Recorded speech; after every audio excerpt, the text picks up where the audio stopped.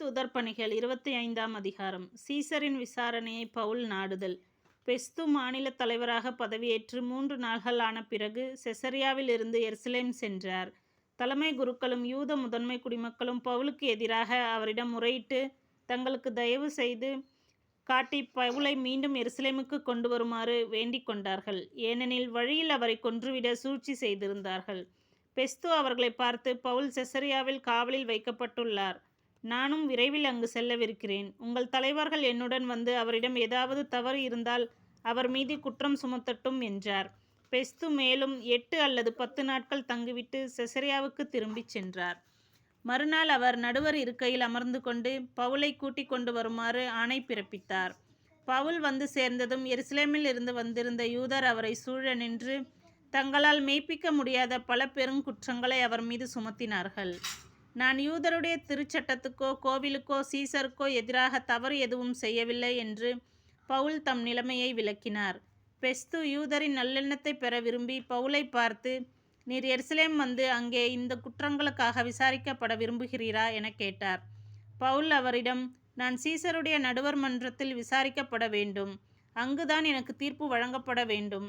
நான் யூதருக்கு எதிராக எந்த தீங்கும் செய்யவில்லை. இது உமக்கு நன்றாக தெரியும். நான் மரண தண்டனைக்குரிய குற்றம் ஏதாவது செய்திருந்தால் அத்தண்டனையிலிருந்து தப்பித்து கொள்ள விரும்பவில்லை.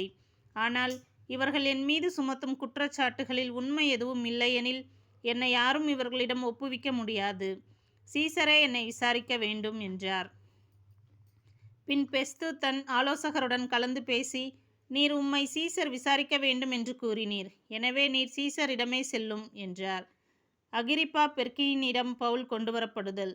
சில நாட்களுக்கு பின் அகிரிப்பா அரசனும் பெர்கினியும் பெஸ்துவை சந்திக்க செசரியா வந்தனர். அவர்கள் பல நாட்கள் அங்கு தங்கியிருந்தபோது பெஸ்து பவுலுக்கு எதிரான வழக்கை அரசனிடம் எடுத்து கூறினார். பெலிக்ஸு கைதியாக விட்டு சென்ற ஒரு மனிதர் இங்கு இருக்கிறார்.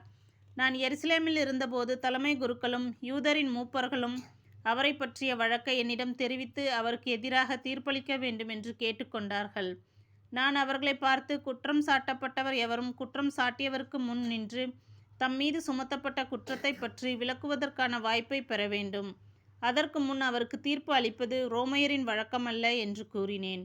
எனவே அவர்கள் இங்கு வந்தபோது சற்றும் காலம் தாழ்த்தாமல் மறுநாளிலேயே நான் நடுவர் இருக்கையில் அமர்ந்து அவரை என்னிடம் கூட்டிக் கொண்டு வருமாறு ஆணை பிறப்பித்தேன்.